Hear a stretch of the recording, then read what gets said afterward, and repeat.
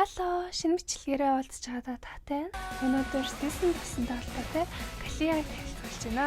Спорт 2 дахь төрлийн хэрэгаагаа хөдөлтөж авах 419 diamond эсвэл 20 diamond 30,000 хүртэлх заасаар хөдөлтөж авах боломжтой. Гэхдээ 20 оны хугацаанд буцаагаад өөрсөн diamond-ийг чинь өгнө. Би 20 diamond гэсэн болохоор 20 diamond-а буцаагаад авна гэсэн үг.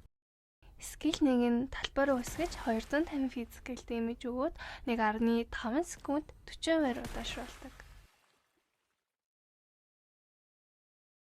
Хоёрдугаар скил нь 0.6 секунд хүргөөд 150 физикал дэмэж үзүүлдэг.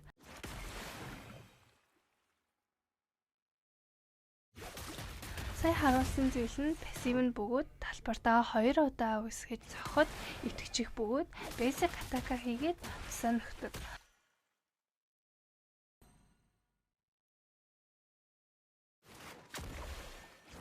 Бас ойр байгаа багийнхаа гишүүдийг хилдэг.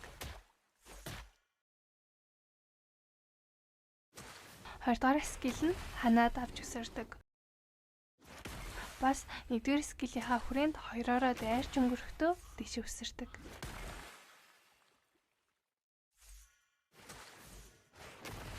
Ультимейт нь сүүлээрээ барьж аваад joystick-ийн чиглэлд авч иддэг ба ойр орчныхаа дайснуудад нь мөн 300 физикал дэмэж үзүүлдэг.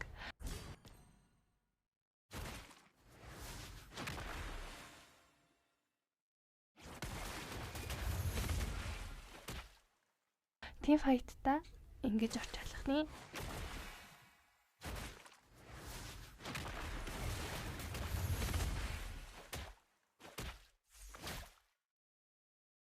Бүл дэмлэмийнх нь хувьд болохоор би энийг санал болгож байна.